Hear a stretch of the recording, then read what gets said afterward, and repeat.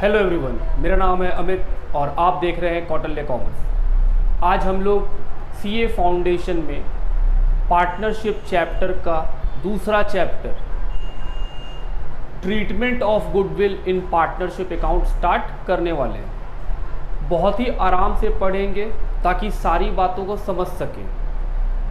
क्या क्या पढ़ना है हम लोग को इसमें सबसे पहले पढ़ना चाहिए कि गुडविल क्या है, उसका वैल्यू कैसे किया जाता है, क्यों किया जाता है। उसके बाद आप आएंगे अकाउंटिंग ट्रीटमेंट ऑफ गुडविल पे। बात समझते हैं आप मेरा? तो हम लोग का प्रायोरिटी क्या रहेगा? बहुत सिंपल बाबू, कि आज हम लोग गुडविल को पूरा ख़त्म कर लेंगे कि सर आज हम लोग वैल्यूएशन ऑफ गुडविल तो सीख ही जाएंगे। क्या एग्ज़ाम्स में क्वेश्चंस आए हैं? जी हाँ, एग्ज़ाम्स में क्वेश्चन आए हैं।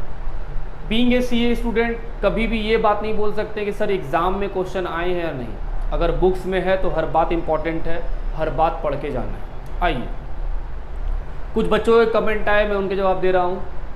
एक बच्चा बोल रहा था कि सर आप जो बोर्ड पे लिखते हैं वो दिखाई नहीं पड़ता है। दोस्त 480p पे देखना पड़ेगा आपको, क्योंकि मैं मोबाइल से शूट कर रहा होता हूँ, कोई DSLR नहीं है। क्योंकि मोबाइल है तो उसका अपना रिस्ट्रिक्शन है। तो जब आप मेरा वीडियोस देख रहे होंगे तो आप किस में देख रहे होंगे? 480p पे देख रहे होंगे। अभी 720p YouTube बंद किया हुआ है, 720 पे हम चढ़ा ही नहीं पा रहे हैं। तो 480p पे आपको देखना पड़ेगा, तब आपको सारा बात क्लियर कट दिखाई देगा। अगर आप 240 पे या 144 पे देख रहे होंगे तो आपको सब कुछ धुंधला दिखाई दे रहा होगा। सेकेंड, लास्ट क्लास में हम लोगों ने जब इंट्रोडक्शन ऑफ पार्टनरशिप बना रहे थे तो इसमें इलस्ट्रेशन नंबर 5 में एक बच्चे का कमेंट आया। वो पूछ रहा था कि सर मेरे बुक में तो एडिशन लिखा हुआ है, आप माइनस क्यों किए? मेरा बुक थोड़ा पुराना है बाबू, मेरे बुक में विड्रॉन लिखा हुआ है 30,000 का। इलस्ट्रेशन नंबर 5 का बात कर रहे हैं। तो हम बोल रहे हैं बाबू, अगर आपको कॉन्सेप्ट आता है तो फ़र्क ही नहीं पड़ता है कि हम वहाँ क्या लिखें। आप कॉपी थोड़ी करते हैं, आप समझ के बना रहे हैं। आपके बुक में एडिशनल कैपिटल है तो आप प्लस में लिख रहे होंगे। मेरे बुक में वो क्या था? विड्रॉन था। ठीक बात। इसी तरह एक और गड़बड़ी हुआ था फाइनल अकाउंट में कि मेरे बुक में ओपनिंग क्रेडिटर बताया ही नहीं था, और आप लोगों के बुक में ओपनिंग क्रेडिटर बताया होगा, जो हम लोगों ने रेक्टिफाई बाद में कर लिया था। चलिए बिना टाइम बर्बाद किए शुरू करते हैं। Accounting treatment of goodwill in partnership account, ये चैप्टर का नाम है। सबसे पहले तो ये जानेंगे गुडविल क्या होता है। पार्टनरशिप में गुडविल का मतलब क्या? हम बोल रहे हैं सर इन जनरल गुडविल का मतलब क्या? हम बोल रहे हैं बाबू, गुडविल का मतलब होता है आपका अच्छा नाम और आपका अच्छा रेपुटेशन, जो बिजनेस को बहुत हेल्प करता है to earn profit more and more. अगर मेरा नाम, मेरा रेपुटेशन एकदम साफ है, एकदम अच्छा है, लोग बहुत अच्छा मानते हैं, तो क्या मेरे बिजनेस में इसका इफेक्ट होता है? हम बोले हाँ, बिल्कुल होता है। इससे आपके पास कस्टमर्स ज़्यादा होते हैं, क्योंकि लोगों को आपके ऊपर विश्वास होता है। तो गुडविल कुछ नहीं है, एक अच्छा नाम है, एक रेपुटेशन है, जो कि बिजनेस अर्न करता है with the help of their partner, with the hard working and honesty of their partners. जो बिजनेस में पार्टनर्स होते हैं वो बहुत हार्ड वर्किंग और बहुत ऑनेस्टी से काम करते हैं। तो जैसे जैसे समय पार होता है बिजनेस का गुडविल बन जाता है। जैसे आपके एरिया में स्कूल्स, क्या सारे स्कूल्स को आप सेम मानते हैं? आप किसी एक स्कूल में पढ़े हैं, लेकिन जानते हैं बाबू, आप अपने मन में सोच के बैठे हुए हैं ये स्कूल अच्छा है, ये स्कूल खराब है, ये स्कूल एवरेज है, जबकि आप पढ़े सिर्फ एक में है, लेकिन फैसला आप सबके बारे में करके बैठ चुके हैं। क्या टीचर्स में भी ऐसे ही आप फैसला करके बैठे हैं? बिल्कुल। आप पढ़े किसी एक टीचर से हैं और बाकी सबको आप बोल दिए कि नहीं वो उतना अच्छा नहीं पढ़ाता, ये बेस्ट पढ़ाता है, तो हम लोग सुन सुना के भी चले जाए हैं। तो हम बोल रहे हैं बाबू, जब किसी का बहुत अच्छा नाम होता है तो ऑटोमेटिक उसके बिजनेस में कस्टमर्स जो होते हैं वो ज़्यादा आने लगते हैं, और जिस कारण से बिज़नेस को प्रॉफिट बहुत ज़्यादा होता है। Best example schooling business. आपके एरिया का स्कूलिंग बिजनेस देखिए, आप जिस स्कूल को जितना अच्छा मानते हैं उसका फीस उतना ही ज़्यादा होता है, और उसके पास बच्चे भी उतने ही ज़्यादा होते हैं। तो हम बोल रहे हैं सर एक दूसरा स्कूल 1500 रुपये का स्कूल फीस में पढ़ा रहा है, वो भी CBSE है, उनके पास भी अच्छे टीचर्स हैं, वो भी अच्छा ही पढ़ाता है। और एक दिल्ली पब्लिक स्कूल है जिसका फीस 5000 रुपया है, उसका बिल्डिंग सुंदर है, पढ़ाता तो वो भी 11th-12th में DK गोयल का ही बुक है। तो सर वो 5,000 क्यों लेता है? क्योंकि बाबू उनका नाम है, उसने उस नाम को इन कैश कराना शुरू कर लिया है कि हाँ भाई दिल्ली पब्लिक स्कूल का नाम सुनते ही हम लोगों की आंखें बड़ी बड़ी हो जाती है, हम लोग लगता है कि हाँ वहाँ से पढ़ के आ रहा है तो कुछ एक्सेप्शनल नॉलेज होगा इनके पास, जबकि आपको भी वही दिक्कत है और उनको भी वहीं पे दिक्कत है। चलिए, तो ये हुआ गुडविल का मतलब। गुडविल का मतलब क्या? हम बोले बाबू गुड नेम और reputation of the business earn by the hard working and honesty of the partners. Partners के हार्ड वर्किंग और ऑनेस्टी से जो अच्छा नाम बनता है बिजनेस का, उसको क्या बोलते हैं? गुडविल। गुडविल एक इंटेंजिबल एसेट्स है। इंटेंजिबल एसेट्स, हाँ बाबू, intangible assets are those assets which can not be seen and touch, only feel. हम बोल रहे हैं सर इंटेंजिबल एसेट्स वैसे एसेट्स हैं जिनको आप देख छू तो नहीं सकते हैं, लेकिन महसूस करा देगा कि हम हैं। क्या ये वैल्यूएबल होते हैं? हाँ बाबू। किसी भी बिजनेस में गुडविल का, अगर आपका बिजनेस बहुत अच्छा है तो मेन रीज़न आपका गुडविल है। आपका सर्विसेज प्रोडक्ट भी है, लेकिन गुडविल होने के कारण उसी चीज़ का दाम 10 से 100 हो जाता है। बेस्ट एग्जाम्पल, बहुत पहले एक टीचर हुआ करते थे, नाम नहीं लेंगे, वो पहले दिल्ली में पढ़ाया करते थे। उस समय ऑनलाइन का सिस्टम नहीं था और मैं कलकत्ता में उस टाइम रहता था, और वो टीचर एक्सपेरिमेंटल वे में फर्स्ट टाइम आए थे सैटेलाइट के थ्रू। तो जानते हैं उनका फीस क्या था? हमारे जो कलकत्ता के टीचर थे उनसे भी कम, जबकि वो दिल्ली के टॉप मोस्ट टीचर हैं। फिर भी वो कलकत्ता में जो टीचर हैं उनसे 2000 कम में ही पढ़ा रहे थे। शुरू में तो वो 7 में पढ़ाएं, लेकिन जब बच्चों को लगा कि वो बहुत अच्छा पढ़ाते हैं तो जानते हैं 2 ही साल में वो कलकत्ता में सबसे महंगे टीचर हो गए। उसके बाद तो ये हो गया कि आज के दिन में उनके पास अगर आप CA फाइनल पढ़ने चले जाओ तो 20,000 रुपया ले लेंगे, वो सिर्फ अकाउंट्स को पढ़ाने का। तो मैं बोल रहा हूँ बाबू क्यों, ऐसा क्यों? हम बोल रहे हैं सर पढ़ाने वाला इंसान वही, किताब भी वही, सिलेबस भी वही, पढ़ना भी उतना ही है, टाइमिंग भी वही, लेकिन 7,000 से वो 20,000 तय कर लिए। इन्फ्लेशन अपने जगह है, बाकी सबका फीस में 1,000-2,000 बढ़ा है, 5,000 बढ़ा, उनके फीस में डबल से ज़्यादा बढ़ गया। क्यों? हम बोल रहे हैं गुडविल। उनका इतना अच्छा नाम हो गया कि हर बच्चा उनको प्रेफर करने लग गया कि हम उन्हीं से पढ़ेंगे, जिस कारण से उनका फ़ी क्या हो गया, बहुत ज़्यादा। तो हम बोल रहे हैं सर गुडविल क्या है? इंटेंजिबल एसेट्स है। इंटेंजिबल क्लियर हो गया आपको?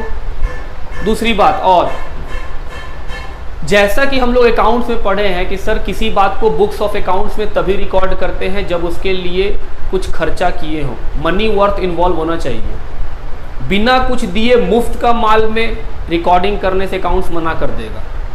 सेम बात गुडविल के लिए भी अप्लाई होता है। गुडविल 2 तरह का होता है। गुडविल 2 तरह का होता है। हम बोले हाँ। एक होता है बाबू परचेज्ड है, परचेज, बोले हाँ। दूसरा होता है सेल्फ जनरेटेड। दोनों के बारे में बात करेंगे दोस्त। It is recorded in books of accounts.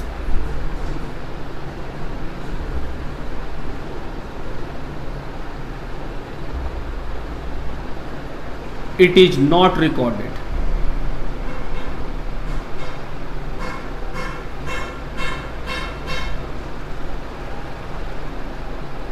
Goodwill बाबू कितने तरह का होता है? 2। एक परचेज, दूसरा क्या होता है? Self generated.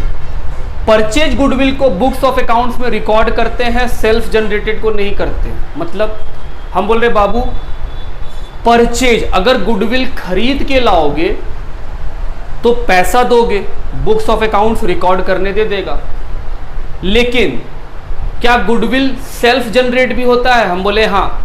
अगर आप हार्डवर्क और मेहनत करते रहोगे तो गुडविल आपका अपने आप बनते जाएगा।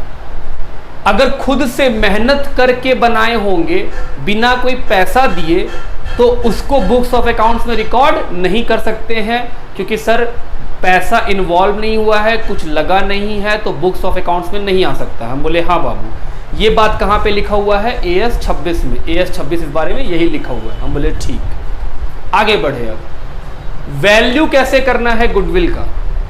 हम बोल रहे सर वैल्यू करना ही क्यों है? तो हम बोल रहे हैं बाबू पहले हम ये बताएं कि वैल्यू करना क्यों है। पहले ये जानो कि गुडविल का वैल्यू कब होता है। गुडविल का वैल्यू हमेशा होता है जब जब रिकंस्टिट्यूशन ऑफ पार्टनरशिप होगा। हम क्या बोले, हम बोले sir valuation of goodwill is needed at the time of reconstitution of partnership. Sir reconstitution of partnership मतलब चेंज इन एग्रीमेंट। बस अगर एग्रीमेंट, पार्टनरशिप क्या है, एक एग्रीमेंट है कि सर आओ बिजनेस करें, दो लोग आपस में बिजनेस करने को तैयार हो गए तो एक एग्रीमेंट ही तो है।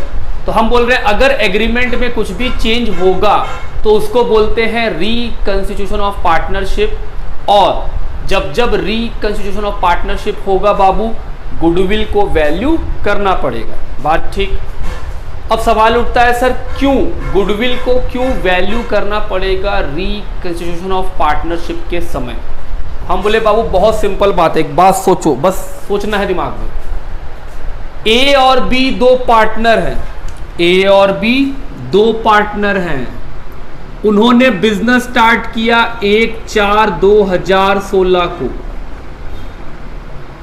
ए और बी सिर्फ दो लोग थे, इनका प्रॉफिट हिस्सा था 1:1। क्या नया नया दुकान खोलेंगे तो मेरे यहाँ एकदम भीड़ लग जाएगा। हम बोले नहीं सर, ऐसा तभी होता है जब आपका पहले से कोई पुराना दुकान हो और आप उसी के नाम से खोले हो तो आपके यहाँ भीड़ लग जाता है। For an example Delhi public school या DAV, क्या ये सारे स्कूल हर शहर में हैं? हाँ। तो ये अगर अपना स्कूल खोलेगा तो इनके यहाँ जल्दी से भीड़ लग जाएगा क्योंकि ये पहले से चलता आ रहा है, लोगों का विश्वास है। लेकिन कोई नया स्कूल खोलेगा तो क्या उसके यहाँ बच्चों का भीड़ लग जाएगा? बिल्कुल नहीं, उसको काम करना पड़ेगा।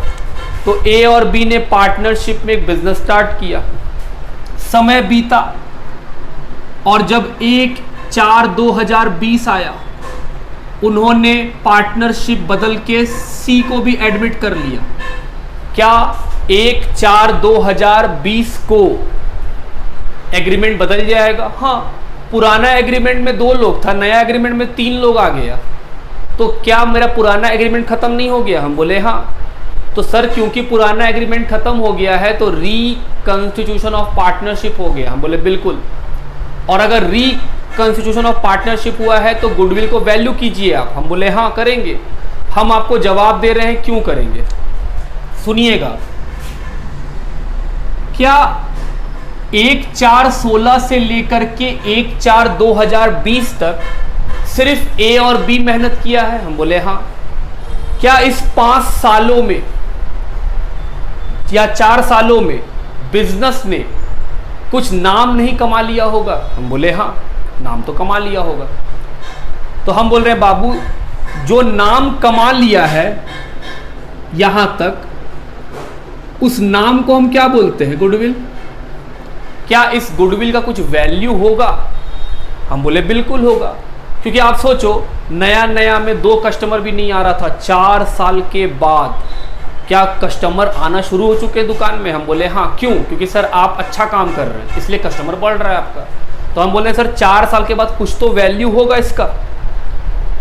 हम बोल रहे हैं आगे चल कर के 3 लोग हो जाएंगे।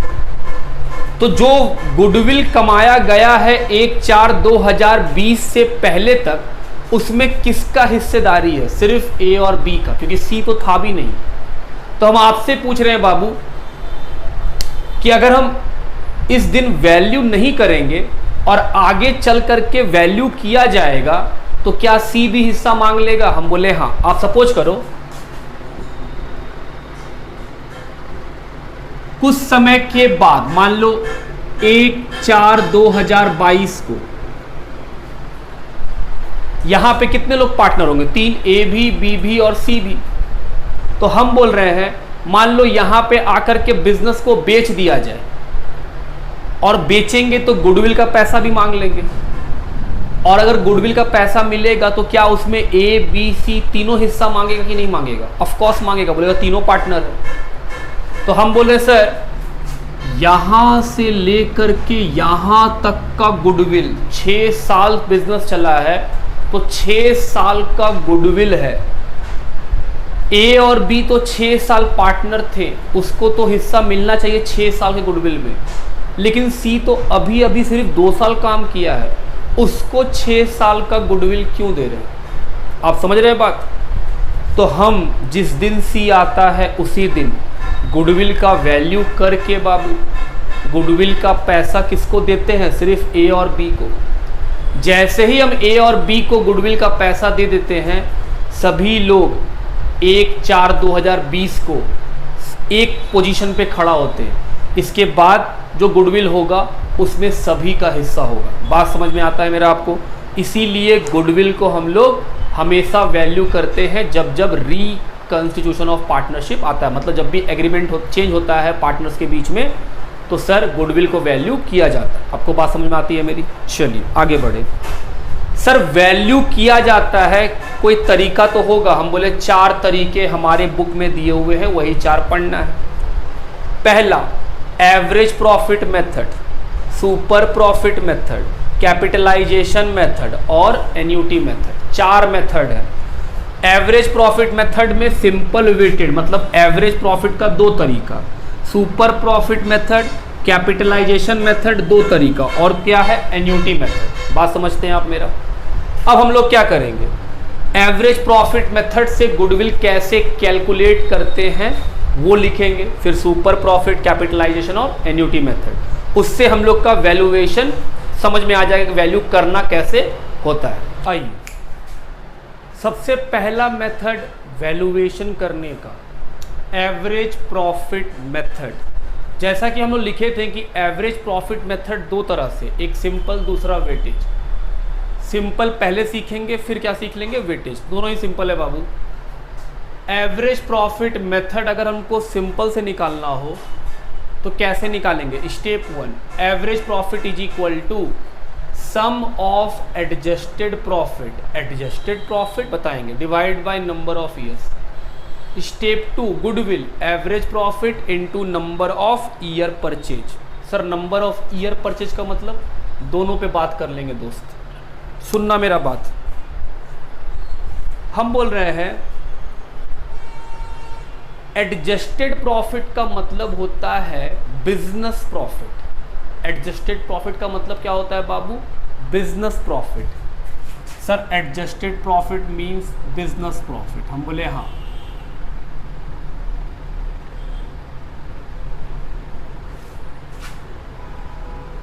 प्योर बिजनेस का प्रॉफिट।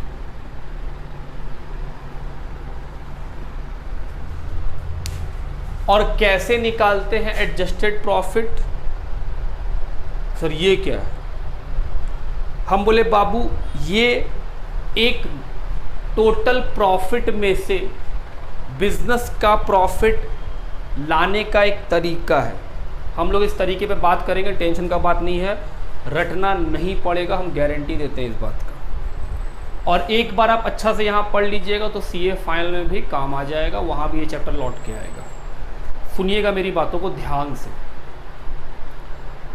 बाबू मैंने एक स्कूल खोला, स्कूल का नाम रखा है पटना पब्लिक स्कूल। अच्छा लगा नाम? PPS, Patna public school, simple.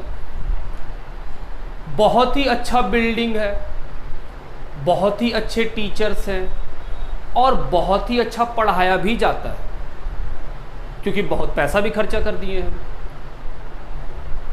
Ribbon कटवाने के लिए मंत्री जी को ही बुलाए हैं, मंत्री जी रिबन भी काटे हैं स्कूल का बाबू। मतलब खर्चा भरपूर हुआ है, लेकिन बच्चा नहीं आ रहा है। कैपेसिटी है 5000 बच्चा बैठने का, आया है एडमिशन में सिर्फ 500 बच्चा, वो भी इतना सारा एडवर्टीजमेंट के बाद। क्या हमको परेशान होना चाहिए? हम बोले बिल्कुल हमको परेशान होना चाहिए। कोई हमको सजेस्ट किया सर ये पीपीएस पटना पब्लिक स्कूल काम का नहीं है, नाम में ही खराबी है, इस नाम से तो बच्चा नहीं आएगा। तो हम बोले क्या करें? नाम बदल दीजिए। क्या रख दे? Pataliputra public school. बोला सर इससे भी काम नहीं बनेगा, स्कूल का नाम रखिए दिल्ली पब्लिक स्कूल। क्या ये नाम रखने से स्कूल चलने लगेगा? हम बोले सर जो अभी चल रहा है उससे तो कहीं बेटर चलने लगेगा। क्या हम पेंट वाला को बुला के नाम मिटवा के दिल्ली पब्लिक स्कूल लिख दे और काम बन जाएगा? बाबू पेंट वाला से ला के अगर हम दिल्ली पब्लिक स्कूल लिखवा देंगे तो जो ओरिजिनल दिल्ली पब्लिक स्कूल का कमेटी है वो मेरे ऊपर क्या कर देगा, केस। बोलेगा मेरा नाम तुम कैसे इस्तेमाल कर सकता है बिना मेरे अप्रूवल के, बिना हमसे पूछे कैसे तुम ले लेगा। हम बोले ओके। सुबह सुबह उठे, नहा धोआए बाबू और चले गए कहाँ, दिल्ली पब्लिक स्कूल का जो कमेटी मेंबर्स है उनसे मिलने। अपना लिंक लगाए और पहुंच गए। सारे मेंबर्स बैठे हुए हैं बाबू, हम खड़े हैं सबके सामने। हम मेंबर से बोल रहे हैं कि प्लीज़ हमको दिल्ली पब्लिक स्कूल का नाम इस्तेमाल करने दीजिए, बहुत टॉप क्लास का स्कूल बनाए हैं। तो दिल्ली पब्लिक स्कूल बोल रहा है भाई तुम क्या, सभी लोग अच्छा ही स्कूल बनाए तो क्या सबको हम बांटते चले नाम। तो हम बोले आप क्या चाहते हैं। वो बोला नाम तो हम तुमको इस्तेमाल करने दे देंगे लेकिन बदले में पैसा लेंगे। क्या बाबू वो पैसा मांग रहा है। हम बोले हाँ सर, कोई फ्री में क्यों नाम इस्तेमाल करने देगा आपको। हम बोले सही बात है, फ्री में कोई नाम क्यों इस्तेमाल करने देगा हमको। इतना साल से दिल्ली पब्लिक स्कूल जो अपना अच्छा नाम बनाया है उस नाम को वो अगर हमको फ्री में दे देगा तो उससे उसका क्या बेनिफिट। तो वो बोला कि हम तुमसे क्या लेंगे, पैसा लेंगे। क्या हम नाम खरीदने का पैसा देंगे। हम बोले हाँ, एक्चुअली हम नाम का नहीं उसके रेपुटेशन का पैसा दे रहे हैं। और जब हम बोलते हैं कि हम रेपुटेशन का पैसा दे रहे हैं तो क्या बाबू हम गुडविल खरीद रहे हैं दिल्ली पब्लिक स्कूल का। जी हाँ सर, आप दिल्ली पब्लिक स्कूल का रेपुटेशन ही खरीद रहे हैं, क्योंकि जैसे ही आप दिल्ली पब्लिक स्कूल का नाम अपने स्कूल में चिपकाइएगा, जितने भी पेरेंट्स हैं वो क्या मानेंगे कि ये दिल्ली पब्लिक स्कूल है जो काफ़ी नामचीन है, काफ़ी ब्रांडेड स्कूल है। यहाँ पे सारे बच्चे अंग्रेजी में बात करते हैं, सब इंग्लिश मीडियम है यहाँ का। तो हम बोल रहे सर ऐसा करने से जो आपका स्कूल फीस 1000 रुपया है बढ़ के 4000 5000 रुपया आ जाएगा। लोग एडमिशन के लिए लाइन लगाएंगे, उसके बावजूद आप एडमिशन के लिए मना कर दीजिएगा। हम बोले हाँ ये तो फ़ायदा है।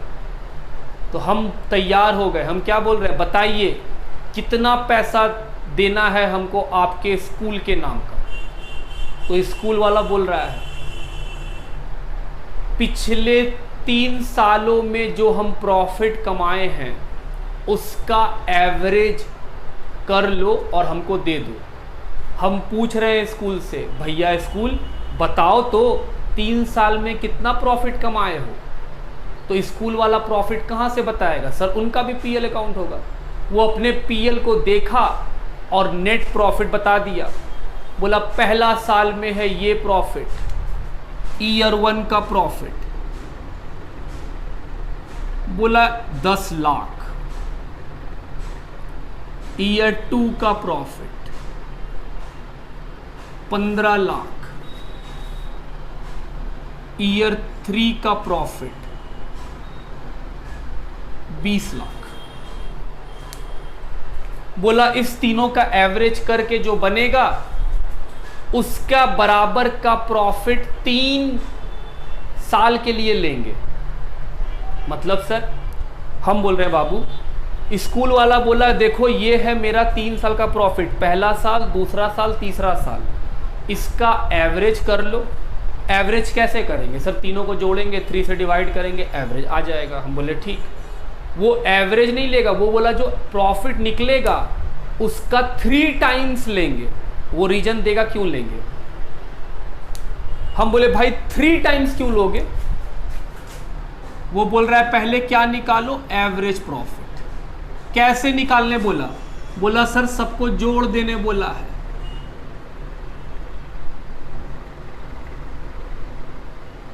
और 3 से डिवाइड, एवरेज प्रॉफिट आएगा 15 लाख। बोला है पैसा कितना लेंगे, बोला एवरेज करने के बाद उसका 3 टाइम्स।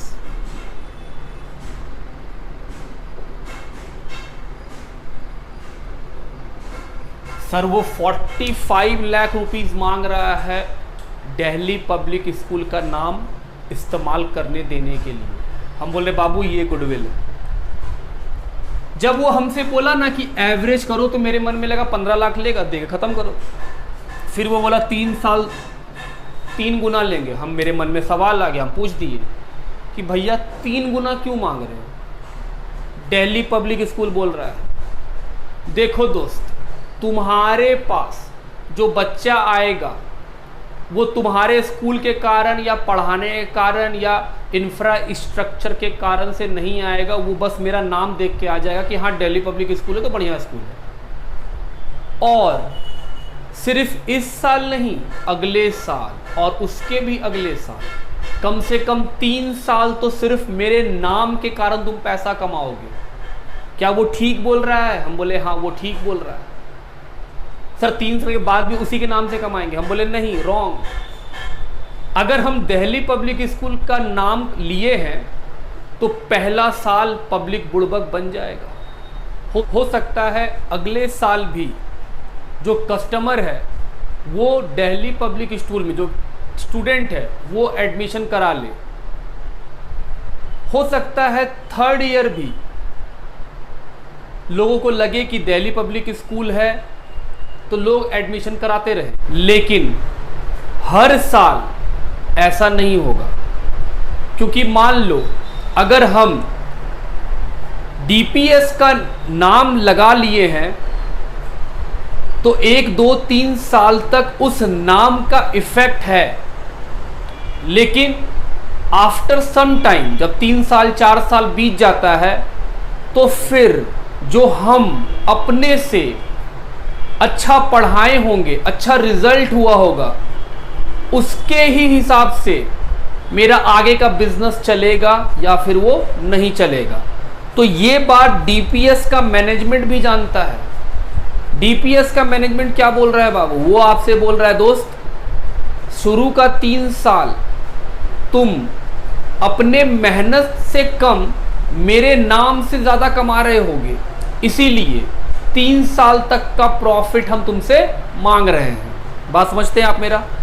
आप जो नंबर ऑफ ईयर परचेज देखते हैं ये वही 3 साल है कि जो दाम तय हुआ है उसका 3 साल तक वो पैसा मांग रहा है।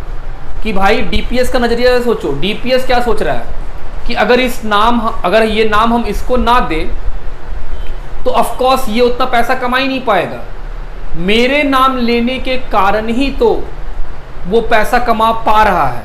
तो हम बोल रहे बाबू, दिल्ली पब्लिक स्कूल बोल रहा है कि मेरे नाम के कारण अगर 3 साल तक प्रॉफिट जनरेट कर रहे हैं तो 3 साल तक का वो आपसे क्या मांग रहा है? कीमत मांग रहा है, नंबर ऑफ ईयर परचेज।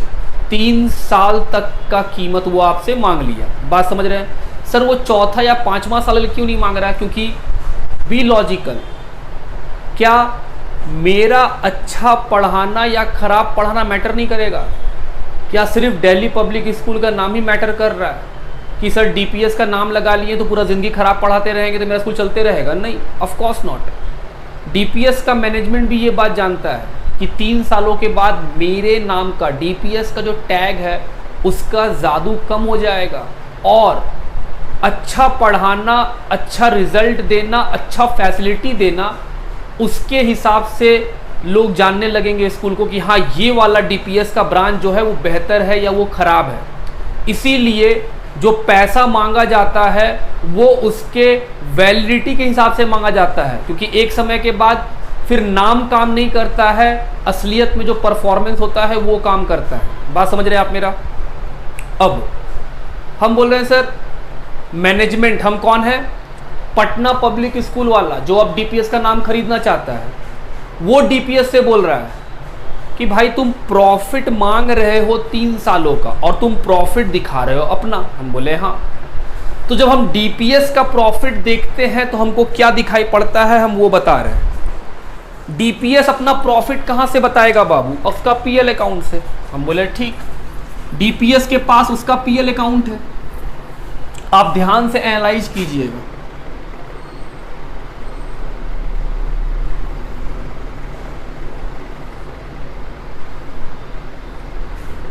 यहां पे डीपीएस लिखा है फीस, इंटरेस्ट ऑन इन्वेस्टमेंट, यहां पे लिखा है loss by fire. Lottery income, income के साइड में लिख दिया है। सैलरी, हम बोले हाँ। उसके अलावा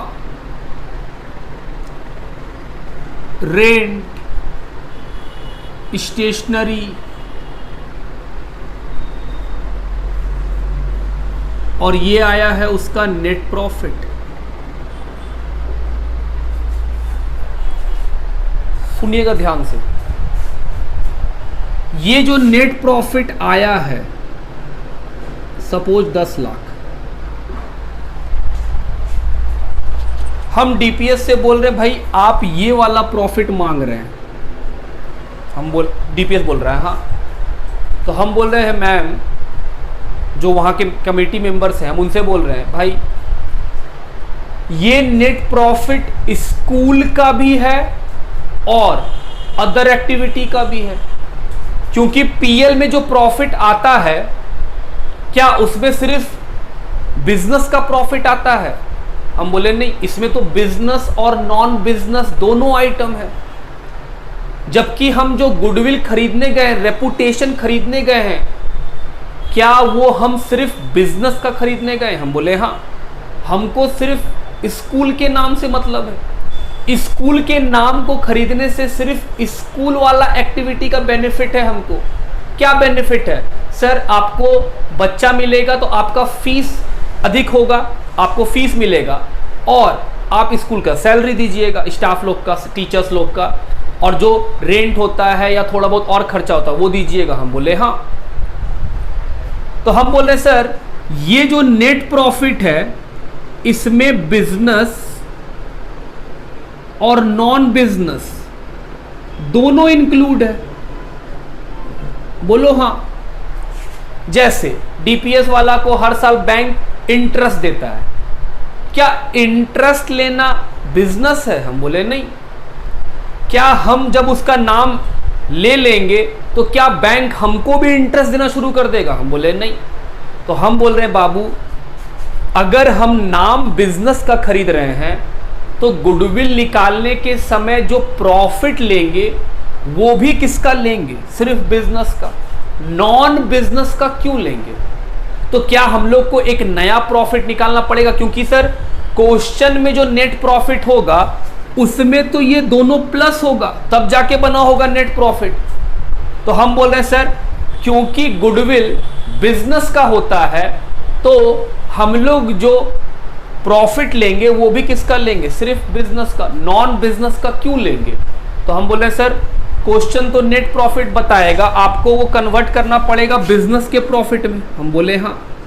तो हम बोल रहे बताओ बाबू नेट प्रॉफिट को बिजनेस का प्रॉफिट कैसे बनाएं? सर नॉन बिजनेस का प्रॉफिट को अगर हम नेट प्रॉफिट से माइनस कर दें तो मेरा बिजनेस का प्रॉफिट आ जाएगा। हम बोले हाँ, बिल्कुल सही बोल रहे हो कि अगर नेट प्रॉफिट में, क्योंकि नेट प्रॉफिट में ये दोनों प्लस होके आता है, तो सर नेट प्रॉफिट में नॉन बिजनेस प्रॉफिट को माइनस कर दीजिए तो आपका क्या बचेगा? Business profit. हम बोले हाँ बाबू। करेंगे कैसे? हम बोले बड़ा सिंपल है, ये जो पीएल अकाउंट है नेट प्रॉफिट तो इसी से आता है। क्या इस पीएल में कुछ नॉन बिजनेस आइटम है? हम बोले हाँ। नॉन बिजनेस आइटम इनकम भी हो सकता है, एक्सपेंस भी हो सकता है। तो हम बोल रहे हैं बाबू आप सोचना दिमाग से, अगर नॉन बिजनेस हमको हटाना है तो हमको नॉन बिजनेस का इनकम भी हटाना पड़ेगा और नॉन बिजनेस का एक्सपेंस भी हटाना पड़ेगा। अब एक बात बताओ, ये पीएल है, इसमें से अगर हम नॉन बिजनेस का इनकम हटाएंगे तो क्या प्रॉफिट कम हो जाएगा? हम बोले हाँ। क्योंकि सर आप बोले हैं नेट प्रॉफिट का मतलब बिजनेस का प्रॉफिट और नॉन बिजनेस का प्रॉफिट। हम बोले बिल्कुल, इन दोनों को जोड़ के ही बनता है नेट प्रॉफिट। ये दोनों एक्टिविटी होगा तभी बनेगा। जबकि हम लोग गुडविल किसका खरीद रहे हैं? सर बिजनेस का। अगर गुडविल बिजनेस का खरीद रहे हैं तो प्रॉफिट भी सिर्फ बिजनेस का लेंगे। नॉन बिजनेस का प्रॉफिट क्यों ले बाबू? क्योंकि उससे मेरे नॉन बिजनेस एक्टिविटी में कोई फर्क थोड़ी पड़ जाएगा। तो हम बोल रहे हैं सर क्वेश्चन में दिया है नेट प्रॉफिट, आपको ये नहीं चाहिए, आपको चाहिए बिजनेस का प्रॉफिट, तो नेट प्रॉफिट में से क्या माइनस कर दीजिए, नॉन बिजनेस का प्रॉफिट। तो नॉन बिजनेस का प्रॉफिट माइनस मतलब नॉन बिजनेस के आइटम को हटा दीजिएगा, तो कौन बच जाएगा, बिजनेस का। हम बोले बिल्कुल। तो हम बोले सर नॉन बिजनेस का प्रॉफिट जब हटाने जाइएगा तो ये है पीएल। इस प्रॉफिट एंड लॉस अकाउंट में बिजनेस का भी आइटम इंक्लूड है, नॉन बिजनेस का भी आइटम इंक्लूड है। अगर मुझे सिर्फ बिजनेस का प्रॉफिट चाहिए तो सर इसमें से नॉन बिजनेस का जो एक्टिविटी है उसको हटा दीजिए, ऑटोमेटिक कौन बचेगा, बिजनेस। हम बोले हाँ बिल्कुल, इतना ही सिंपल है।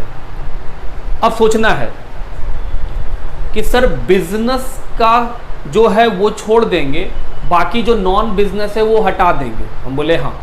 अब दूसरा बात, बिजनेस का प्रॉफिट चाहिए in normal condition, abnormal condition में नहीं। मतलब सर जो भी बिजनेस का प्रॉफिट तुम लोगे वो रेगुलरली जो होता होगा वही लेंगे, नॉन रेगुलर जो होगा उसको क्यों लेंगे। एकाएक मेरे यहाँ आग लग गया तो क्या ये नॉर्मल चीज़ है, हर हफ्ता हर महीना या हर साल आग लगता है स्कूल में। हम बोले नहीं। तो हम लोग को जो बिजनेस का प्रॉफिट लेना है वो कैसे लेना है, इन नॉर्मल कंडीशन। तो हम बोल रहे हैं सर एडजस्टेड प्रॉफिट का मतलब होता है business profit in normal condition. बात समझते हैं। अब बताओ बाबू, ये पीएल है और मुझे सिर्फ बिजनेस का चीज चाहिए, नॉन बिजनेस को हटा दो। तो सर नॉन बिजनेस इनकम भी हो सकता है, नॉन बिजनेस एक्सपेंस भी हो सकता है। हम बोले हाँ। तो अगर हम नॉन बिजनेस इनकम को हटाएंगे तो क्या मेरा प्रॉफिट घट जाएगा, इनकम अगर हटा दें तो मेरा प्रॉफिट कम हो जाएगा, और अगर एक्सपेंस को हटा दे तो प्रॉफिट बढ़ जाएगा। बात समझ रहे हैं। जैसे फीस, स्कूल में फीस बिजनेस है कि नॉन बिजनेस। हम बोले सर बिजनेस है, तो रहने दो। इंटरेस्ट ऑन इन्वेस्टमेंट, हम बैंक में एफडी करके रखें, उस पर हमको इंटरेस्ट आता है, बिजनेस की नॉन बिजनेस, नॉन बिजनेस, हटा दो। जैसे ही इसको हम हटाएंगे क्या मेरा प्रॉफिट, नेट प्रॉफिट माइनस हो जाएगा। हम बोले हाँ। सर आप क्यों हटा रहे हैं, क्योंकि बेटे हमको चाहिए business profit in normal condition. क्यों चाहिए business profit in normal condition, because goodwill is for business. Goodwill जो है वो बिजनेस के लिए खरीद रहे हैं, उससे नॉन बिजनेस एक्टिविटी में कोई फर्क नहीं आएगा। बात समझ रहे हैं। तो हम हटा दिए। लॉटरी लगा, बिजनेस है बाबू, नहीं, हटा दो। सर इनकम हटेगा तो माइनस होगा। हम बोले हाँ। लॉस बाय फायर, दुकान बिजनेस है बाबू, आग लग सकता है, तो ये है बिजनेस एक्टिविटी, लेकिन क्या ये नॉर्मल एक्टिविटी है, नहीं।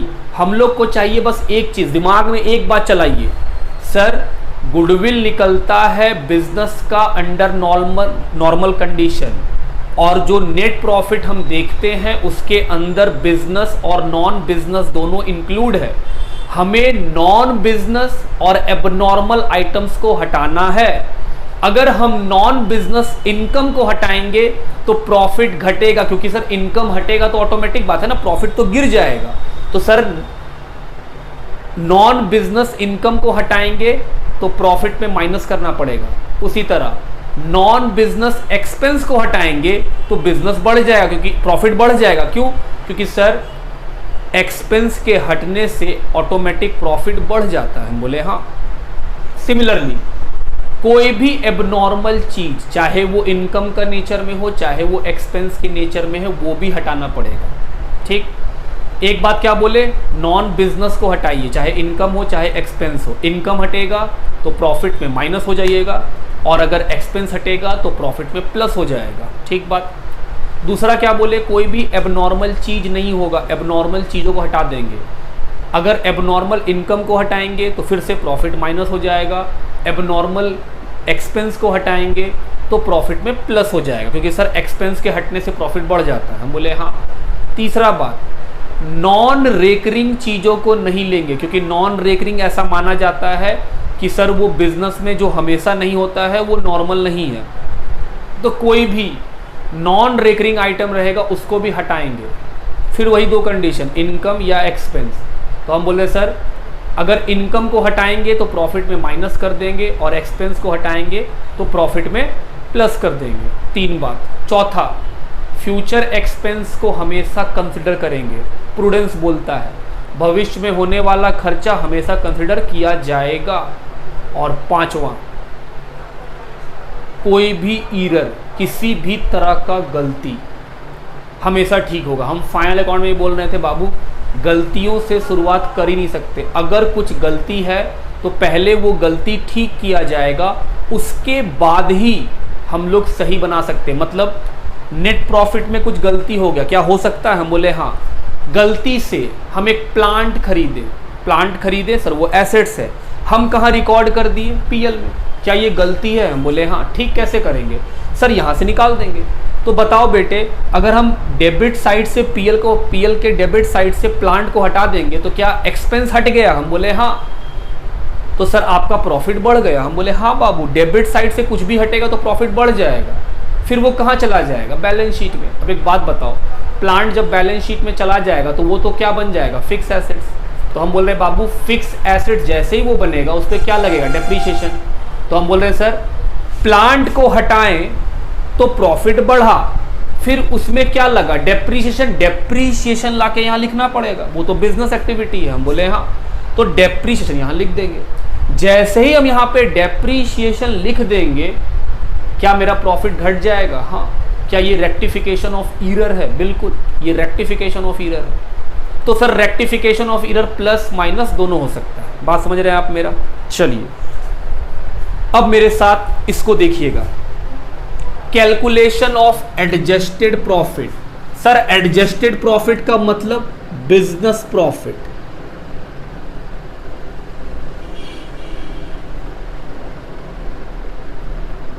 अंडर किस कंडीशन में? सर नॉर्मल कंडीशन में। एबनॉर्मल बात नहीं मानते। यही होता है एडजस्टेड प्रॉफिट का मतलब, business profit under normal condition. सबसे पहले क्वेश्चन क्या बताएगा? Profit loss. सर ये क्या है? नेट प्रॉफिट या नेट लॉस बेटे? हम बोल रहे हैं सर नेट प्रॉफिट या नेट लॉस का मतलब क्या? बिजनेस प्रॉफिट और नॉन बिजनेस प्रॉफिट दोनों इसके अंदर है। क्या हमको दोनों चाहिए? ना। हमको क्या चाहिए? सिर्फ बिजनेस का प्रॉफिट अंडर नॉर्मल कंडीशन में। हम बोले हाँ। हम लोग को चाहिए सिर्फ बिजनेस का प्रॉफिट जो नॉर्मल कंडीशन में होता है बिजनेस में। तो सर उसके लिए क्या करना पड़ेगा? हम बोले बाबू, एबनॉर्मल चीजों को हटा दो, नॉन बिजनेस चीजों को हटा दो। हम बोल रहे बाबू, हमको चाहिए business profit under normal condition. जबकि ये जो प्रॉफिट है, ये जो पीएल आप देख रहे हैं, प्रॉफिट और लॉस जो आप देख रहे हैं, क्या ये प्रॉफिट बिजनेस, नॉन बिजनेस और एबनॉर्मल और नॉर्मल सब कुछ लेके बैठा है? हम बोले हाँ। हमको ये नहीं चाहिए क्योंकि गुडविल निकलता है सिर्फ बिजनेस का। तो हम बोल रहे सर इसमें से आपको हटाना पड़ेगा नॉन बिजनेस का बात, एबनॉर्मल बात और तो और नॉन रेकरिंग बात। हम बोले हाँ। हटाने का मतलब बाबू, अगर दो चीज मिल के बना है और हम बोल रहे हैं हमको एक चीज चाहिए तो एक चीज को हटाना पड़ेगा ना। हम बोले हाँ। तो हम एबनॉर्मल बात को हटाएंगे। सर एबनॉर्मल दो तरह का हो सकता है, इनकम के फॉर्म में, एक्सपेंस के फॉर्म में। हम बोले हाँ। अगर एबनॉर्मल इनकम हटाएंगे तो प्रॉफिट घटेगा, माइनस कर देंगे। और अगर एबनॉर्मल एक्सपेंस को हटाना पड़ेगा तो प्रॉफिट बढ़ेगा, प्लस कर देंगे। नॉन बिजनेस भी दो तरह का होगा सर, या तो नॉन बिजनेस इनकम होगा या तो नॉन बिजनेस एक्सपेंस होगा। अगर हम नॉन बिजनेस इनकम को हटाएंगे तो माइनस करना पड़ेगा क्योंकि सर इनकम के हटने से प्रॉफिट कम हो जाता है। और अगर हम नॉन बिजनेस एक्सपेंस को हटाएंगे तो सर प्रॉफिट बढ़ जाएगा, प्लस कर देंगे। सेम बात नॉन रेकरिंग के लिए, नॉन रेकरिंग इनकम हटाइएगा तो माइनस कर देंगे, एक्सपेंस हटाइएगा प्लस कर देंगे। तो तीन बात तो हो गया सर। जो प्रॉफिट लॉस दिया होता है उसमें क्या क्या हटाना होगा? Abnormal items. हम बोले हाँ, in the form of income और एक्सपेंस। वो आप समझ गए कि इनकम हटता है तो माइनस होता है, एक्सपेंस हटता है तो प्लस होता है। सेकेंड, दूसरा क्या बोल रहे हैं? हम बोले सर दूसरा आइटम हटाएंगे नॉन बिजनेस। जो नॉन बिजनेस का, जो बिजनेस का नहीं है उसको हटा देंगे। अगर इनकम को हटाएंगे तो माइनस और एक्सपेंस को हटाएंगे तो प्लस। और तीसरा नॉन रेकरिंग को भी हटा देंगे। अगर कोई नॉन रेकरिंग इनकम है हटाएंगे तो माइनस, नॉन रेकरिंग एक्सपेंस है हटाएंगे तो प्लस। क्यों हटा रहे हैं? क्योंकि हमको बिजनेस का प्रॉफिट जानना है अंडर नॉर्मल कंडीशन। 3 बात हो गया। चौथा, सर रेक्टिफिकेशन ऑफ ईरर तो करके रहेंगे। हम बोले हाँ बाबू, रेक्टिफिकेशन ऑफ ईरर तो होके रहेगा, क्योंकि गलती कुछ हो चुका है तो उससे सवाल नहीं बना सकते, पहले ठीक करेंगे। और 5वां बात, फ्यूचर एक्सपेंस, अगर भविष्य में कोई खर्चा होने वाला है उसको कंसिडर करना ही पड़ेगा। अब आप देखो वही लिखे हैं कि सर जब भी हम लोग गुडविल निकालेंगे उसमें प्रॉफिट जो चाहिए वो हमको चाहिए business profit under normal condition, जबकि जो क्वेश्चन में दिया रहेगा वो क्या रहेगा? प्रॉफिट एंड लॉस अकाउंट का नेट प्रॉफिट, जिसके अंदर बिजनेस और नॉन बिजनेस दोनों इंक्लूड है। तो हम बोल रहे जिसमें दोनों इंक्लूड है तो नॉन बिजनेस को हटाओ। हम बोले हटा देते हैं। देखो एबनॉर्मल लॉस, लॉस हटेगा तो प्रॉफिट बढ़ जाएगा। नॉन रेकरिंग खर्चा, नॉन रेकरिंग खर्चा क्यों हटा रहे हैं? क्योंकि बाबू वो नॉर्मल नहीं है बिजनेस में, इसीलिए हटा रहे हैं। हटाएं तो प्रॉफिट बढ़ गया। नॉन बिजनेस खर्चा हटाएं तो बढ़ गया प्रॉफिट। उसी तरह अगर इनकम को हटाएं, abnormal gain, non recurring income, non business income, अगर हम इसको हटाएंगे तो सर प्रॉफिट घट जाएगा। इसके अलावा हम क्या बोले कि सर फ्यूचर एक्सपेंस सभी साल में माइनस करेंगे। उसके अलावा रेक्टिफिकेशन होके रहेगा, रेक्टिफिकेशन प्लस हो सकता है, रेक्टिफिकेशन माइनस भी हो सकता है। अभी बात भी किए थे प्लांट को लेके। उसके बाद हम ये क्या लिखे हैं? स्टॉक। एक बात दिमाग में बैठा लेना दोस्त, कभी भी अगर स्टॉक में गलती करोगे ना, ये है रेक्टिफिकेशन। हम बोल रहे बाबू कभी भी स्टॉक में गलती करोगे तो वो ऑटोमेटिक 2 साल गलती कराता है। क्यों? क्योंकि स्टॉक का नेचर क्या है? इस साल का क्लोजिंग अगले साल का ओपनिंग। तो हम बोल रहे हैं अगर ओपनिंग स्टॉक में कुछ गलती हो जाएगा तो क्या वो लास्ट ईयर के क्लोजिंग स्टॉक में भी गलती हुआ होगा? हम बोले ऑफ कोर्स, क्योंकि ओपनिंग स्टॉक बना ही किससे? क्लोजिंग से। और अगर क्लोजिंग स्टॉक में कुछ गलती हो जाएगा तो क्या वो अगले साल का ओपनिंग स्टॉक में भी गलती कराएगा? हाँ, स्टॉक का गलती हमेशा 2 साल टच कराएगा आपके साथ। एक क्लोजिंग स्टॉक अगर इस साल का है, मान लो आज हम खड़े हैं 2020 में, आज मेरा क्लोजिंग स्टॉक में कुछ गलती हो गया तो 2021 का ओपनिंग स्टॉक भी गलत है। और अगर मान लो आज हम खड़े हैं 2019 में और मेरा ओपनिंग स्टॉक में कुछ गलती है तो सर लास्ट ईयर के 2018 में क्लोजिंग स्टॉक में भी गलती हुआ होगा। बात समझ रहे हैं आप मेरा?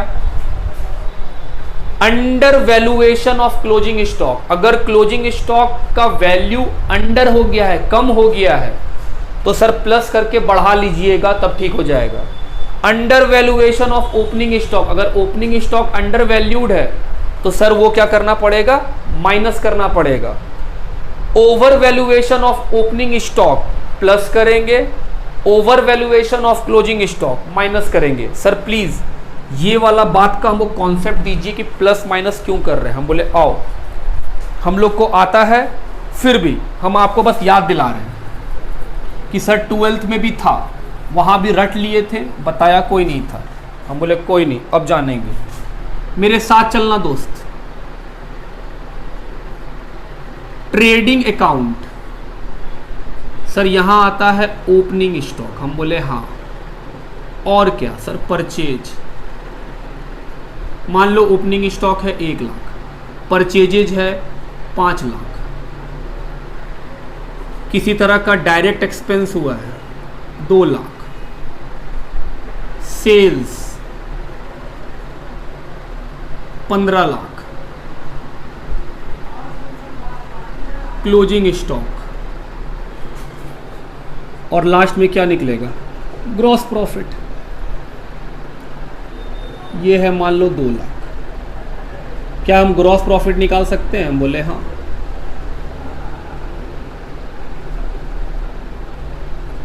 $9 लाख। कंसंट्रेशन लगाइए इस पर। हम इस बात को एक्सप्लेन कर रहे हैं कि सर ये प्लस माइनस किस हिसाब से कर देते हैं आप। हम बोले आओ, हम जब बना लिए तो हमको मालूम चला कि मेरा क्लोजिंग स्टॉक अंडर वैल्यूड है। अंडर वैल्यूड का मतलब होता है कम है, मतलब वो गलती है। कितना से अंडर वैल्यूड है? 50,000 से। क्या मालूम चला हमको कि सर ये जो ट्रायल बैलेंस ट्रेडिंग अकाउंट है 2020 का, इसका क्लोजिंग स्टॉक अंडर वैल्यूड है, कम है। तो ठीक कैसे करेंगे? हम बोले सर ये 50,000 कम लिखा गया है, एक्चुअल में ये 2 लाख नहीं है, ये कितना होना चाहिए 2.5 लाख। तो जैसे ही हम ठीक करेंगे क्या मेरा प्रॉफिट बढ़ जाएगा? हम ठीक किए, रेक्टिफाई किए, हम बोले ओ ये 2 लाख नहीं है, 50,000 अंडर वैल्यूड है, कम है। ठीक कैसे करेंगे सर? 50,000 बढ़ा दीजिए, ठीक हो जाएगा। तो हम बढ़ाएं, मेरा क्लोजिंग स्टॉक जैसे ही बढ़ा, क्या मेरा 2020 का प्रॉफिट बढ़ गया? Under valuation of closing stock plus होता है। जवाब मिला, क्यों? क्योंकि सर जब आप रेक्टिफाई करते हैं तो उस साल का प्रॉफिट क्या होता है? बढ़ जाता है। हम बोले ठीक। अब जो इस साल का क्लोजिंग है वो अगले साल क्या होगा? ओपनिंग। हम बोले समझो बात। ट्रेडिंग अकाउंट 2021,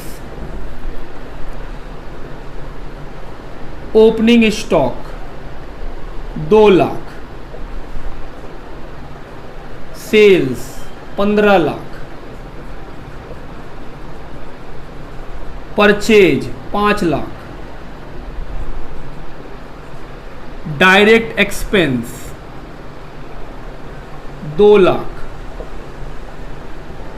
क्लोजिंग स्टॉक, हम सेम पैसा लिख रहे हैं ताकि आपको समझा पाए बाबू, ग्रॉस प्रॉफिट 9 लाख,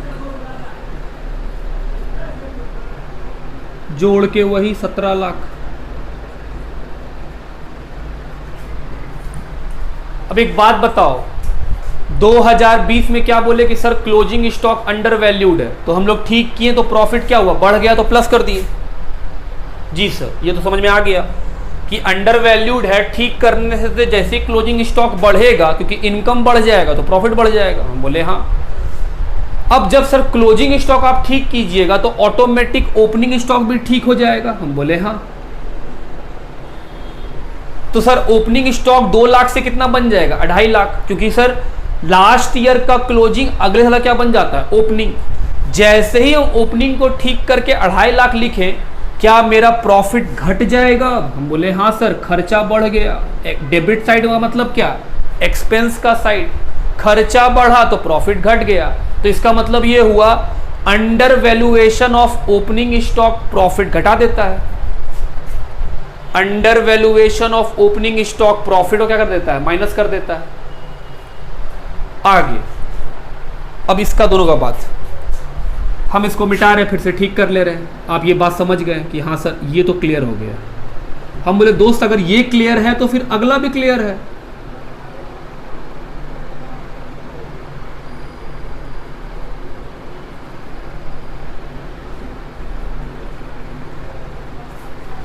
$2020 2020 में खड़े हैं, मेरा क्लोजिंग स्टॉक ओवर वैल्यूड है 1 लाख से, मतलब जो हम 2 लाख लिखे वो गलत लिख दिए हैं।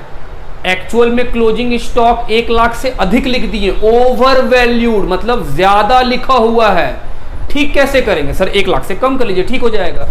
तो जैसे ही हम इसको 1 लाख से कम किए, रेक्टिफाई किए, और यहां कितना लिखे? 1 लाख। हम बोले दोस्त ये 1 लाख से ओवर वैल्यूड था, तो 2 लाख में से 1 लाख हटा के सही कर लो, तो 1 लाख लिखे। जैसे ही हम क्लोजिंग स्टॉक ठीक किए, क्या मेरा प्रॉफिट घट गया? क्योंकि इनकम घटा। आप इनकम में 1 लाख रुपया अधिक लिखे थे, ओवर वैल्यूड था। हम क्या किए? हम ठीक कर लिए। हम बोले सर घटा दीजिए, ओवर वैल्यूएशन खत्म हो जाएगा। तो क्लोजिंग स्टॉक जब ओवर वैल्यू होता है और हम उसको रेक्टिफाई करते हैं तो प्रॉफिट माइनस हो जाता है, घट जाता है। Over valuation of closing stock. बात समझ रहे हैं आप मेरा? सर इस साल का क्लोजिंग अगले साल का ओपनिंग बनेगा। लो, ओपनिंग स्टॉक 1 लाख हो गया, तो हम बोल रहे सर खर्चा कम हो गया, तो क्या प्रॉफिट बढ़ जाएगा? जी सर, प्रॉफिट तो बढ़ जाएगा। तो हम बोल रहे बाबू प्रॉफिट बढ़ा कब? Over valuation of opening stock. जब ओपनिंग स्टॉक ओवर वैल्यूड रहता है और हम उसको रेक्टिफाई करते हैं तो हम लोग का प्रॉफिट क्या होता है? Increase. Add over valuation of opening stock. बात समझ में आता है बाबू? हम आपको क्या बताएं, हम फटाक से समरी में बता रहे हैं। हम लोग बाबू स्टार्ट किए एवरेज गुडविल का वैल्यूएशन, जिसमें पहला मेथड लिखे एवरेज प्रॉफिट मेथड। हम बोले सर एवरेज प्रॉफिट मेथड में दो तरीका है, एक सिंपल और दूसरा क्या है वेटेड। सिंपल में हम फॉर्मूला क्या लिखें, average profit is equal to sum of adjusted profit divide by number of years, और फिर स्टेप 2 लिखें goodwill is equal to average profit into number of year purchase. फिर हम लोग डिस्कस किए कि सर गुडविल लेते कैसे हैं, वैल्यूएशन कैसे होता है, जिसमें हम डीपीएस का एग्जाम्पल दिए। फिर हम बोले कि सर जितने साल तक उसको लगता है डीपीएस स्कूल को कि मेरे नाम से कमाएगा, उतने साल का वो पैसा मांगता है, उसी को बोलते हैं नंबर ऑफ ईयर परचेज। एक बात। फिर हम लोग सीखे सर एडजस्टेड प्रॉफिट क्या। हम बोले बाबू एडजस्टेड प्रॉफिट का मतलब होता है business profit under normal condition. तो एडजस्टेड प्रॉफिट का मतलब तो समझ गए, बात है सर निकालते कैसे। हम बोले बेटे एक बात सोचो, जो प्रॉफिट आपको देता है वो तो पीएल से आता है, मतलब नेट प्रॉफिट, और जो पीएल में आइटम रिकॉर्ड करते हैं एक्सपेंसेस और इनकम, वो एक्सपेंसेस और इनकम बिजनेस और non business under every condition record करता है। मतलब उसमें normal, abnormal, business, non business सारा चीज उस पीएल में रिकॉर्ड होता है, तब जाके फाइनली क्या निकलता है, नेट प्रॉफिट। तो हम बोल रहे हैं कि जो नेट प्रॉफिट है वो तो सिर्फ बिजनेस का है नहीं, और गुडविल जो हम खरीदने जाएंगे वो हम सिर्फ बिजनेस के लिए खरीदेंगे, क्योंकि उससे बेनिफिट सिर्फ बिजनेस को होता है और किसी को नहीं। तो हम बोल रहे हैं सर जो नेट प्रॉफिट दिया हुआ है वो net profit normal business profit नहीं होता है, आपको नॉर्मल करना पड़ता है। हम बोले कैसे करेंगे। हम बोले सर क्योंकि जैसा हम लोग जानते हैं कि net profit business plus non business दोनों को जोड़ के बनता है। हम बोले हाँ, तो सर नॉन बिजनेस के आइटम्स को हटा दीजिए। अगर इनकम को हटाइएगा तो माइनस कर दीजिएगा, और अगर आपको एक्सपेंस हटाना पड़ेगा तो प्लस कर देंगे। ऐसा क्यों कर रहे हैं। हम बोल रहे हैं सर हम लोग हटा इसलिए रहे हैं क्योंकि नेट प्रॉफिट के अंदर बिजनेस और नॉन बिजनेस दोनों है। अगर हम नॉन बिजनेस को नहीं हटाएंगे तो बिजनेस का प्रॉफिट मालूम ही नहीं चलेगा।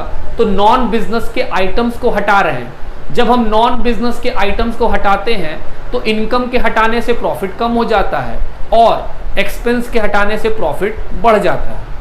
हम इसमें कुछ और बात भी जोड़ लिए। हम बोले भाई किन किन बातों का ध्यान रखेंगे। एक, नॉन बिजनेस हटाना है, एबनॉर्मल हटाना है, नॉन रेकरिंग हटाना है। ये तीन बात तो हटेंगे ही। हटाने के समय ध्यान क्या देना है, इनकम हट रहा है कि एक्सपेंस। अगर मान लो एबनॉर्मल इनकम हट रहा है माइनस कर देंगे प्रॉफिट में, और अगर सर एक्सपेंस हट रहा है प्लस कर देंगे प्रॉफिट में। अगर नॉन बिजनेस इनकम हट रहा है माइनस कर देंगे, नॉन बिजनेस एक्सपेंस हट रहा है प्लस कर देंगे, नॉन रेकरिंग इनकम हट रहा है सर माइनस कर देंगे, नॉन रेकरिंग एक्सपेंस हट रहा है प्लस कर देंगे। याद हो रहा है आपको।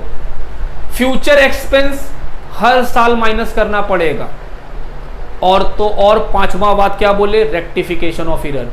कितनी बातों का ध्यान रखना होता है एडजस्टेड प्रॉफिट निकालने के लिए, 5 बातों का। क्या क्या, abnormal items, non business items, non recurring items, future expense हर साल माइनस होगा, और पांचवा रेक्टिफिकेशन ऑफ एरर, प्लस भी हो सकता है और माइनस भी हो सकता है। फिर हम बोले बाबू रेक्टिफिकेशन में एक आइटम ऐसा है जो अपने आप को 2 बार ट्रीटमेंट करवाएगा, वो है स्टॉक। इस साल का क्लोजिंग अगले साल का ओपनिंग बन जाता है, याद रखिएगा।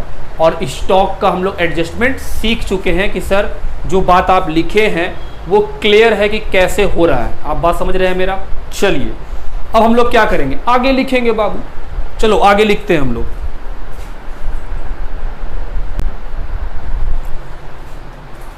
Next, average profit by weighted method.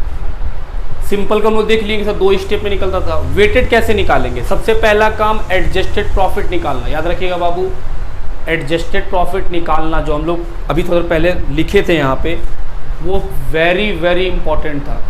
अगर आपको वो आता है निकालने तो फिर बाकी सब तो फॉर्मूला में बैठाना है, सिर्फ वही है जो आपको रोक लेगा। तो हम बोल रहे हैं सर वेटेड मेथड में सबसे पहला काम क्या होगा, एडजस्टेड प्रॉफिट।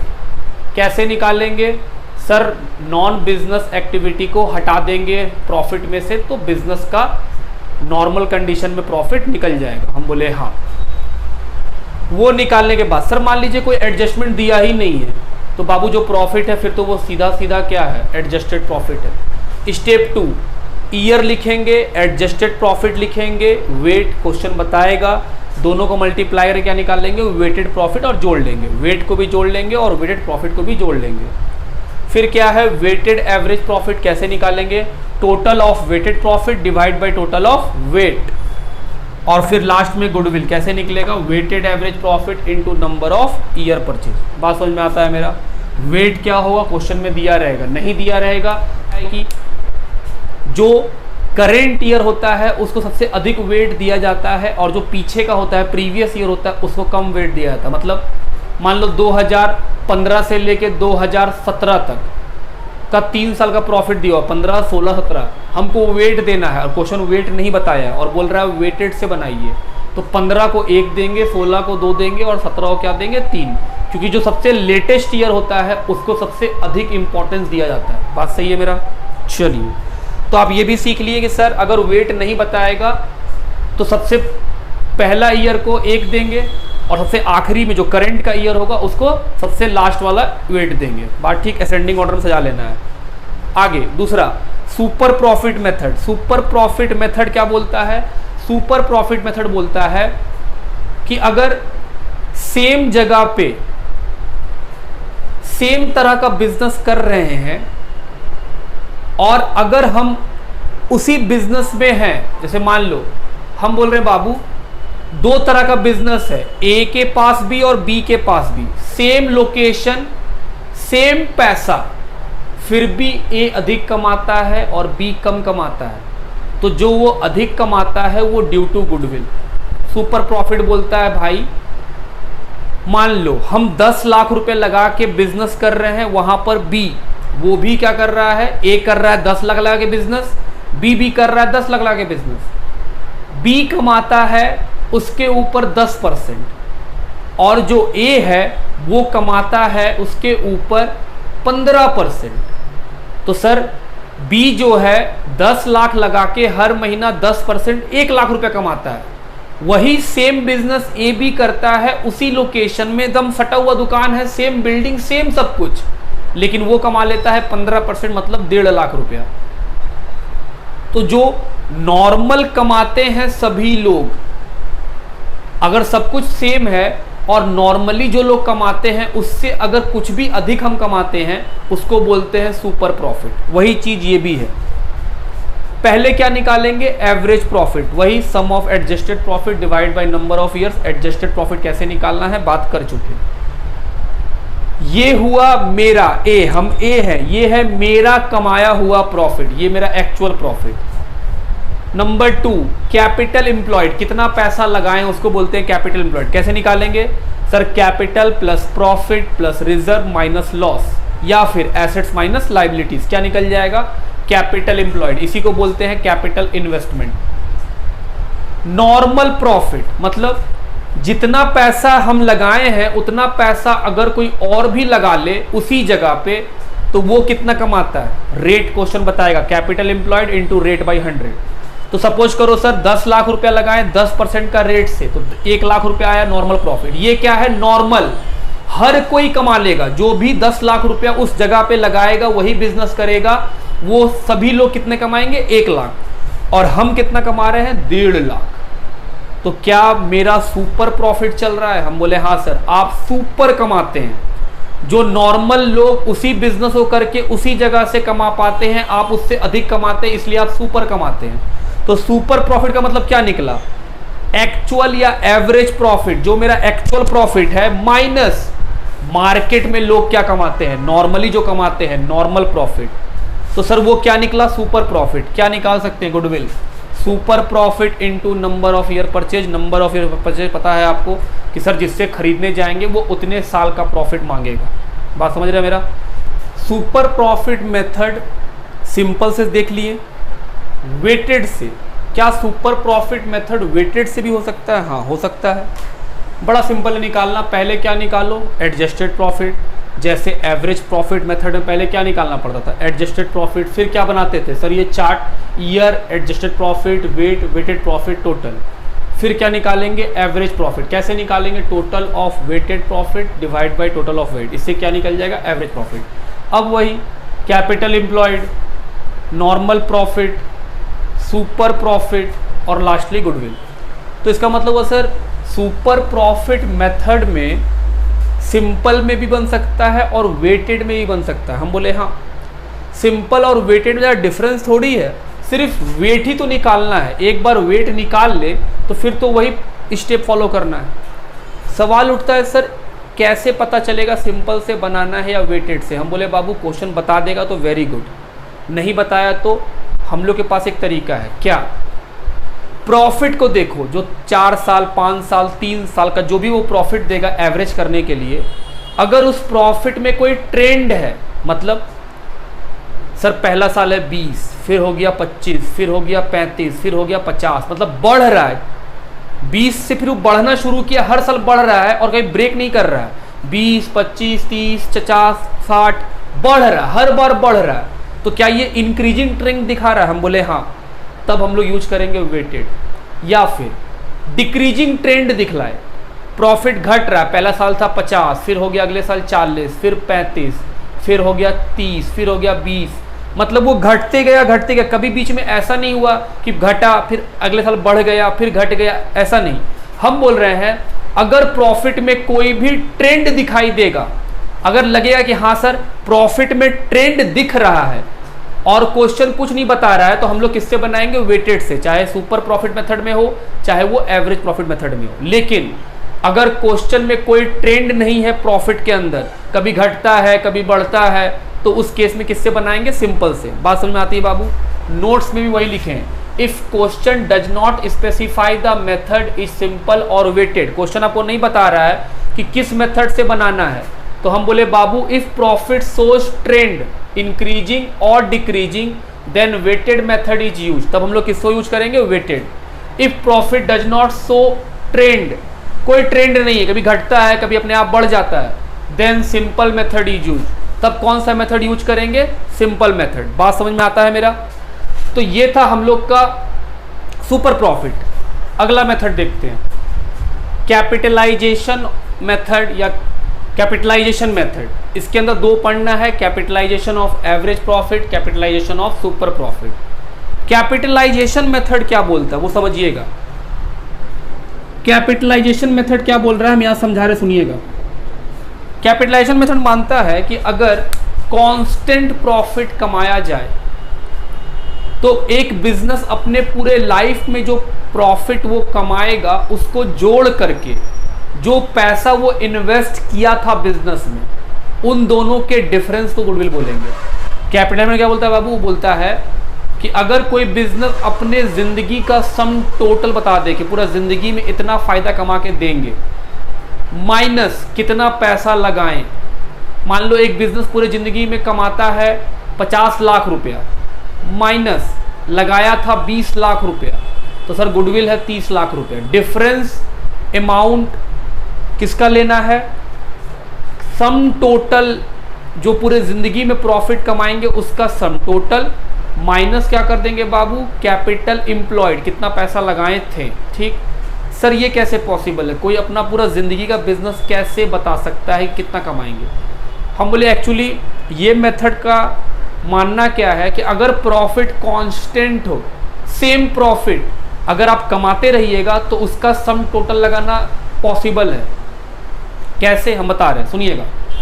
हम बोल रहे हैं सर अगर हम 1 लाख रुपया हर साल कमाएं, सपोज दैट हर साल कितना कमाते हैं हम? 1 लाख, और हम अगले साल भी 1 लाख, थर्ड ईयर भी 1 लाख, ऐसे करते डॉट डॉट डॉट इन्फिनिटी तक। सर इन्फिनिटी को नहीं जोड़ सकते हैं। हम बोले दोस्त इन्फ्लेशन के कारण इन्फिनिटी जुड़ सकता है। आप सुनिए दिमाग से। हम बोल रहे हैं सर फर्स्ट ईयर में, ये कौन सा साल है? फर्स्ट, हम कितना कमाएं? सर 1 लाख। सेकेंड ईयर हम फिर कितना कमाएं? 1 लाख। थर्ड ईयर हम कितना कमाएं? 1 लाख। ऐसे करते करते इन्फिनिटी ईयर में हम कितना कमाएं? हम बोल रहे हैं क्या इसका सम टोटल पॉसिबल है? द आंसर इज यस, इसका सम टोटल पॉसिबल है। इफ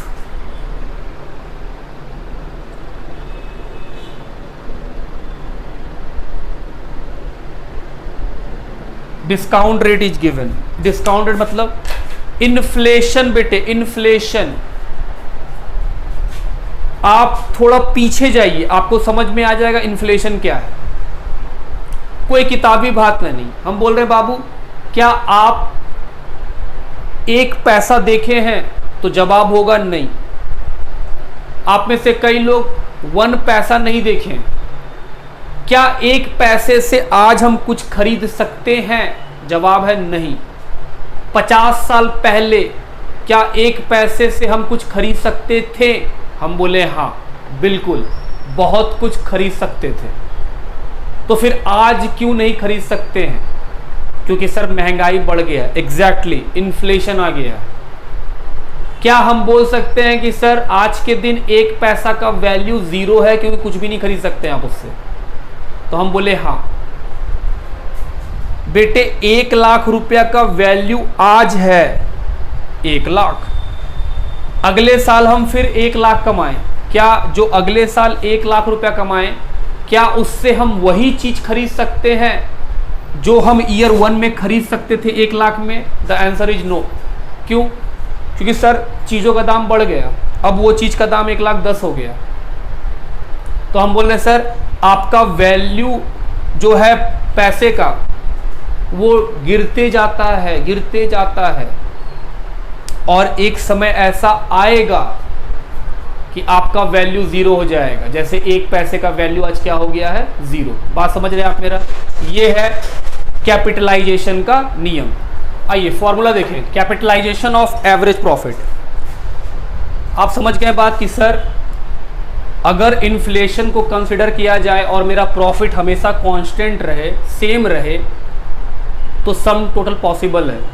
और ये मेथड मानता है कि अगर हम सेम प्रॉफिट पूरा ज़िंदगी कमाएं, उसको जोड़ लें और जो पैसा हम लगाए हैं इन दोनों के डिफरेंस को क्या बोल सकते हैं हम? गुडविल। हम बोले आओ देखो, सबसे पहले हम एवरेज प्रॉफिट निकाल लेंगे, sum of adjusted profit divide by number of years. दूसरा capitalization of average profit. Sir capitalization of average profit पूरे जिंदगी का प्रॉफिट कितना? Average profit into 100 divide by rate. ऐसा करके आप क्या निकाल रहे हैं कि सर पूरे जिंदगी में कितना प्रॉफिट कमाया होगा बिजनेस। तीसरा स्टेप, कितना पैसा लगाएं? Capital employed, capital plus profit plus reserve minus loss. और अगर ये ना चलेगा तो फिर इसके बारे में एसेट्स माइनस लायबिलिटीज। दोनों में से कोई एक फॉर्मूला काम करेगा, ऐसा इंफॉर्मेशन देगा क्वेश्चन। और फिर गुडविल कैसे निकालेंगे बाबू? जिंदगी भर में कितना कमाएं माइनस कितना लगाएं, यही क्या है आपके गुडविल। बात समझते हैं। उसी का दूसरा है कैपिटलाइजेशन ऑफ सुपर प्रॉफिट। वो कैसे निकालते हैं? Average profit step 1 sum of adjusted profit divide by number of years, ये वो जानते हैं। Step 2 capital employed. Step 3 normal profit. Step 4 super profit. देख रहे हो बाबू, ये तो सुपर प्रॉफिट वाला ही फॉर्मूला है सर सारा। हम बोले हाँ, बस गुडविल निकालने के समय super profit into 100 by rate. जबकि जब सुपर प्रॉफिट मेथड में पढ़ा रहे थे तो वहां पे था goodwill is equal to super profit into number of year purchase. जबकि यहां क्या है? Super profit into 100 divided by rate. अगर कभी क्वेश्चन में नंबर ऑफ ईयर परचेज नहीं बताए तो आपको कैपिटलाइजेशन मेथड से ही गुडविल निकालना चाहिए। क्यों? क्योंकि सर इस मेथड में नंबर ऑफ ईयर परचेज नहीं है। बात समझ रहे हैं आप मेरा? कि अगर कभी नंबर ऑफ ईयर परचेज ना दे तो हम लोग क्वेश्चन किससे बना रहे होंगे? कैपिटलाइजेशन मेथड से बना रहे होंगे, क्योंकि उसमें नंबर ऑफ ईयर की परचेज की जरूरत नहीं पड़ती है। आगे चौथा और आखिरी मेथड, एन्यूटी मेथड। ये मेथड क्या बोलता है? हम बोले सर बहुत सिंपल है, ये इन्फ्लेशन को कंसिडर करता है। बाकी सारा मेथड इन्फ्लेशन को नहीं मानता है, लेकिन ये इन्फ्लेशन को मानता है। बहुत सिंपल दिया है, annuity method is equal to में गुडविल कैसे निकलेगा? हम बोले sir goodwill is equal to super profit. कैसे निकालते हैं सर? ये 4 स्टेप से पता है। Into annuity factor of ₹1। Question आपको बताएगा 1 रुपया का एन्यूटी फैक्टर कितना है, बस मल्टीप्लाई करो और क्या मिल जाएगा बाबू? गुडविल आपको मिल जाएगा। बात समझ में आता है मेरा आपको? तो ये था हम लोग का वैल्यूएशन ऑफ गुडविल के ऊपर बात। अब हम लोग क्या करेंगे? वैल्यूएशन ऑफ गुडविल पे क्वेश्चन ढूंढेंगे बुक में, स्टडी मटेरियल में, और पहले वैल्यूएशन का सारा क्वेश्चन सॉल्व कर लेंगे ताकि वैल्यूएशन का बात खत्म हो जाए। उसके बाद क्या स्टार्ट करेंगे हम लोग, अकाउंटिंग ट्रीटमेंट ऑफ गुडविल। बात ठीक। चलिए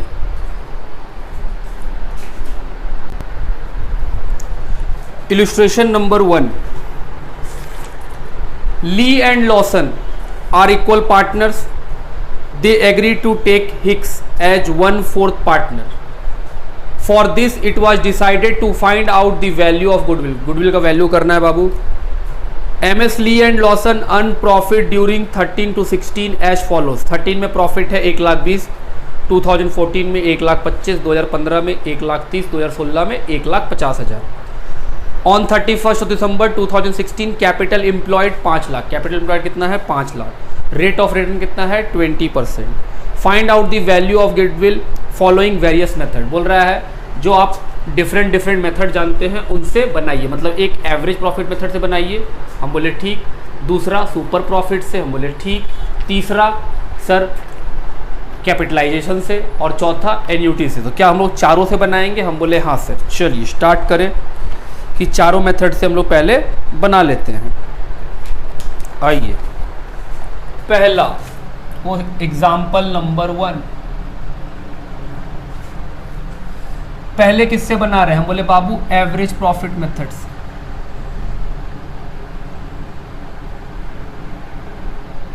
उसमें भी कौन सा, वेटेड। कैसे बनाएंगे सर, एडजस्टेड प्रॉफिट निकालेंगे। क्या इस क्वेश्चन में कोई भी एडजस्टमेंट है, नहीं। तो सर जो प्रॉफिट है वो एडजस्टेड ही है, हम बोले ठीक। ईयर 2013 से लेके 16 तक का प्रॉफिट लिखो।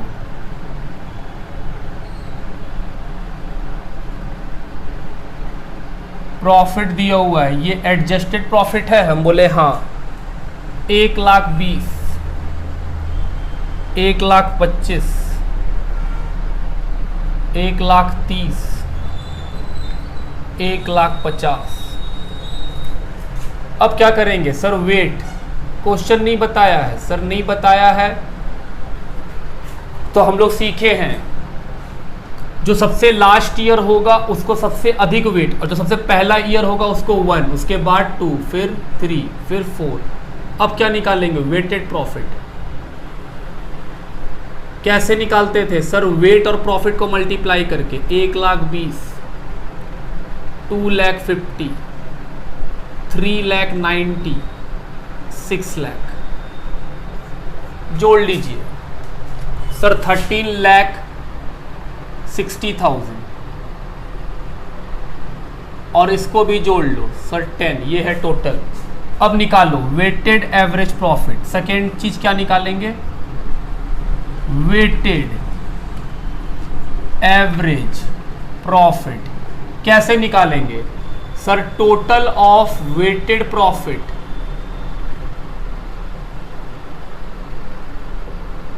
Divided by total of weight. Weighted profit 13,60,000 sir, 1,36,000। Third goodwill, formula क्या था sir, weighted average profit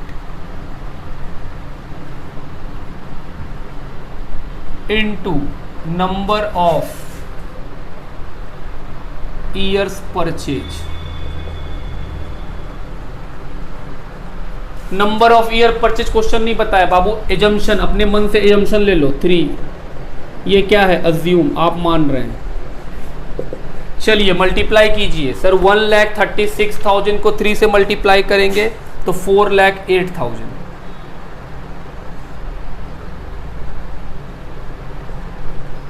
sir ये बताया नहीं है, नहीं बाबू, क्वेश्चन में बोला है डिफरेंट मेथड से बनाइए। तो हम लोग क्या किए, 3 ले लिए। अगर आपको 5 लेने का मन हो आप 5 लीजिए, एजम्पशन लिख दीजिए सर हम अज्यूम कर रहे हैं 5 साल। बात ठीक। तो हम जनरली 3 ले लिए हैं, बुक से मैच भी हो रहा है कि हाँ सर बुक भी 3 लेके बनाता है। पहला मेथड होगी। आइए हम लोग सेकेंड मेथड से किससे बनाएंगे, सुपर प्रॉफिट मेथड। कौन सा, वेटेड। जैसा कि हम लोग एवरेज में देख रहे हैं कि सर हम लोग एवरेज वेटेड से बनाए हैं, तो सुपर प्रॉफिट मेथड भी किससे बनाएंगे, वेटेड से। जैसा कि हम लोग डिस्कस भी किए थे वीडियो में कि सर अगर क्वेश्चन नहीं बताता है कि सिंपल से बनाना है कि वेटेड से बनाना है, तो हम बोले थे बाबू ट्रेंड देखिएगा। अगर प्रॉफिट बढ़ रहा है, इंक्रीज कर रहा है, तो किससे बनाइएगा? वेटेड से। प्रॉफिट में देखो एक ट्रेंड दिख रहा है कि सर हर बार प्रॉफिट बढ़ रहा है, तो हम लोग किससे बनाए? वेटेड से। अगर कोई ट्रेंड ना दिखे तब किससे बनाएंगे? सिंपल से। बात समझ रहा है मेरा? हम क्या बोल रहे हैं? हम बोल रहे हैं सर क्वेश्चन में पता नहीं चले कि सिंपल से बनाना है या वेटेड से बनाना है, तो हम बोले सर प्रॉफिट को देखो। अगर प्रॉफिट ट्रेंड दिखलाएगा, घटता ट्रेंड या बढ़ता ट्रेंड, तो हम लोग क्या करेंगे? वेटेड से बनाएंगे। और वही अगर प्रॉफिट में कोई ट्रेंड नहीं दिखेगा तो किससे बनाएंगे? सिंपल से। क्योंकि हम लोग के प्रॉफिट में ट्रेंड दिख रहा है तो हम लोग किससे बना रहे होंगे? वेटेड मेथड से।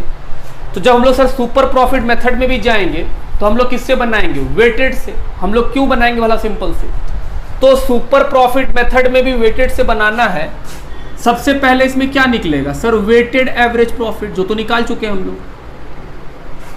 वेटेड एवरेज प्रॉफिट कितना? 1,36,000, जो यहां आया था। सेकेंड, दूसरा क्या करेंगे सर? निकालेंगे कैपिटल एम्प्लॉयड। दिया हुआ है बाबू, देखो कैपिटल एम्प्लॉयड दिया हुआ है।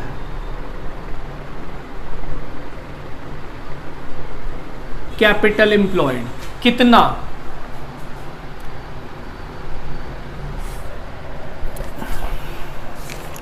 कैपिटल एम्प्लॉयड है 5 लाख। थर्ड क्या निकालेंगे? Normal profit.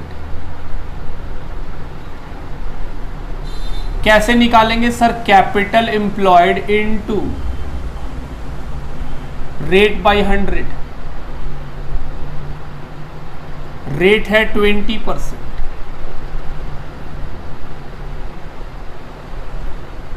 Step 4 super profit कैसे निकलता है sir? Average profit minus normal profit.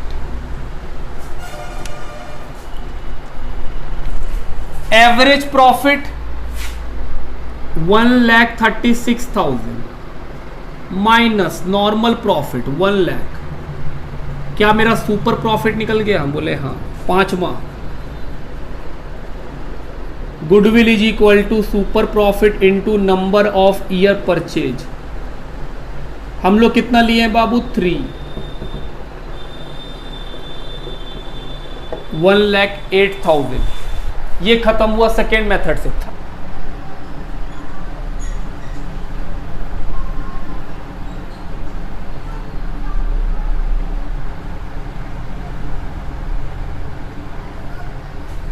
Capitalisation method.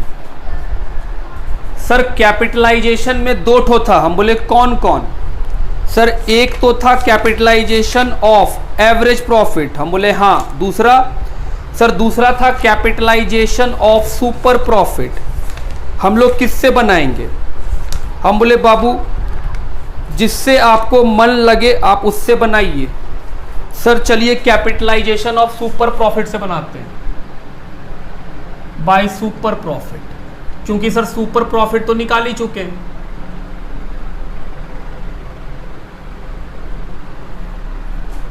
Capitalisation method by super profit. क्या इसमें गुडविल निकालने का फॉर्मूला पता है? हम बोले हाँ। Super profit into 100 divide by rate. बोले बिल्कुल। ये कितना है? Super profit 36। कितना आएगा सर? 1,80,000। बात सही है सर। सुपर प्रॉफिट तो निकाल ही चुके थे, बस बैठाइए आ जाएगा answer. Fourth method annuity method से। इसमें गुडविल का फॉर्मूला क्या लिखे हैं हम लोग? सर ये भी सिंपल ही है, super profit into annuity factor.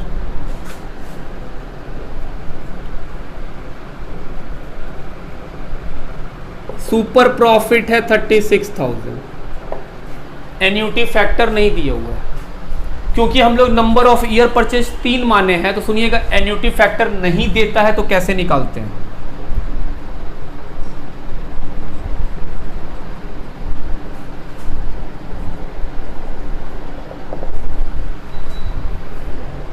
ये जो है 20%, इसको लिखेंगे 1 डिवाइडेड बाई 1 प्लस 20%। ये हुआ year 1 plus 1 divided by 1 plus 20% पे पावर 2,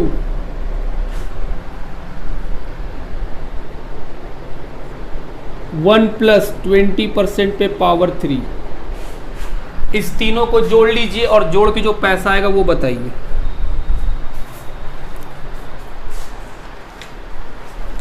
इस तीनों को सॉल्व कीजिए।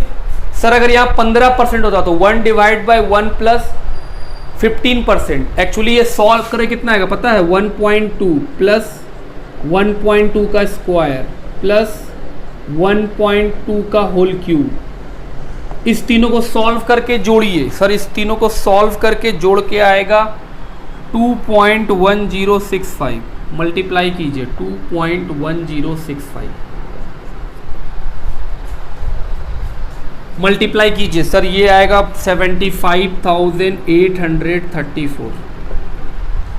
तो एन्यूटी फैक्टर अगर नहीं बताएगा तो हम लोग कैलकुलेटर से भी निकाल सकते हैं। करना क्या होता है सर, हम आपको तरीका बताएं कि मैथ में कैसे निकालते हैं एन्यूटी फैक्टर। हम बोले बाबू 1 रुपया को डिवाइड कर दीजिए 1 डिवाइडेड बाई 1 प्लस परसेंटेज। दूसरा साल करेंगे क्योंकि दूसरा साल है, पावर किसका दे देंगे 2 का। तीसरा साल है, पावर क्या दे देंगे 3 का। सर अगर 5 साल रहता तो बाबू पावर दे देते 5 का। बात समझ रहे हैं आप मेरा? तो हम बोले इसको सॉल्व करके ये पैसा निकलेगा। आप कैलकुलेटर पे चेक करो, इतना ही आएगा।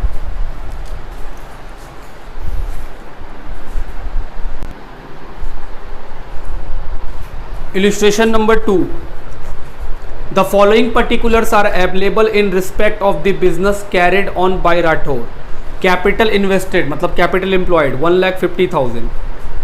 Profit 13, 14, 15, 16.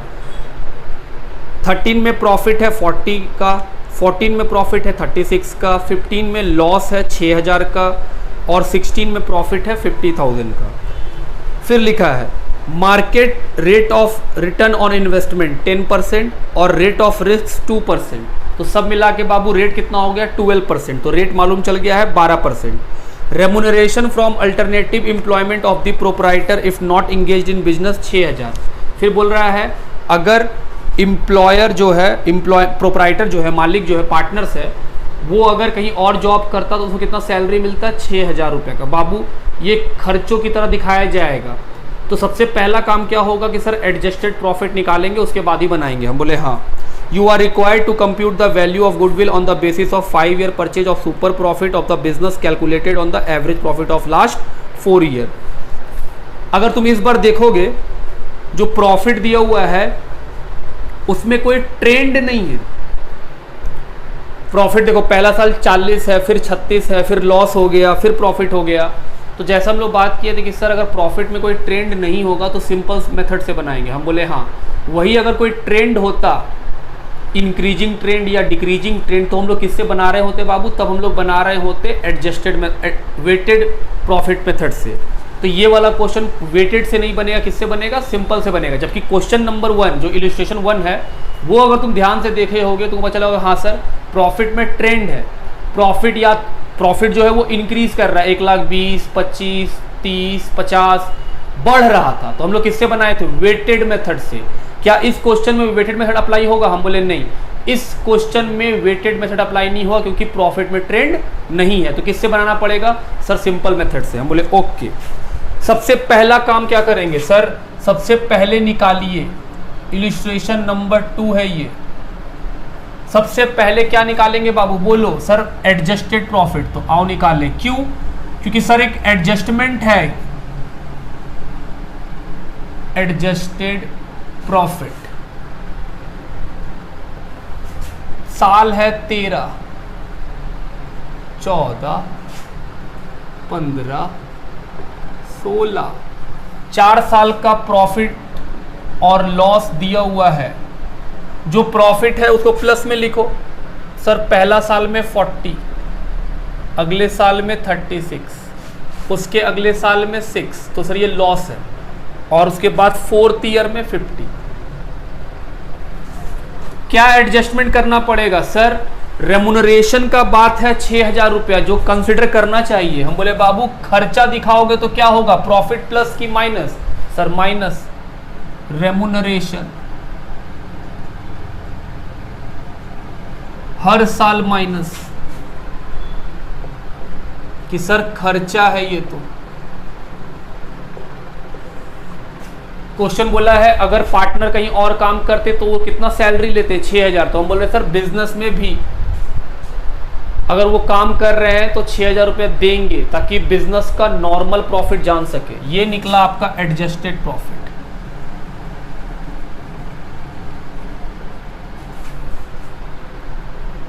$44,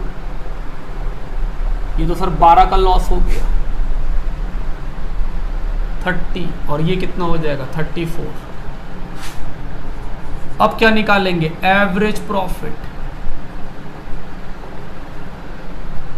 some of adjusted profit.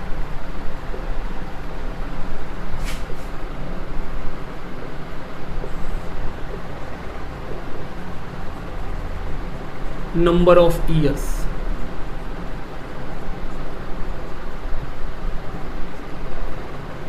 जो लॉस है वो तो माइनस होगा।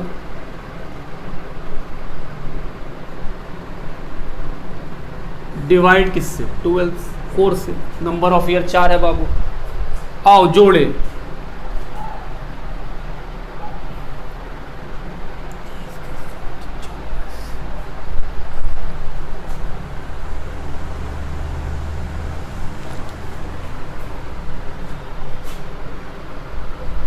कितना आएगा? 96।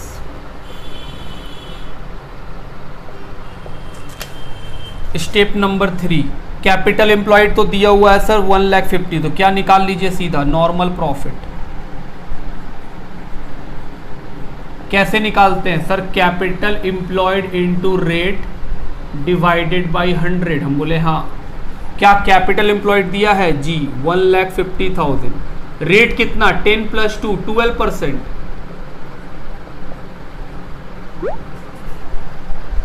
Step number 4, super profit.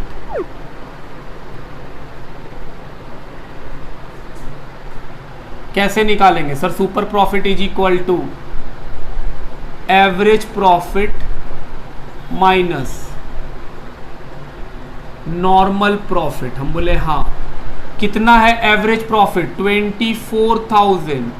Normal profit 18,000। Sir 6,000 है super profit. 5th, goodwill. Super profit into number of year purchase 6,000। कितना है number of year purchase? Sir 5।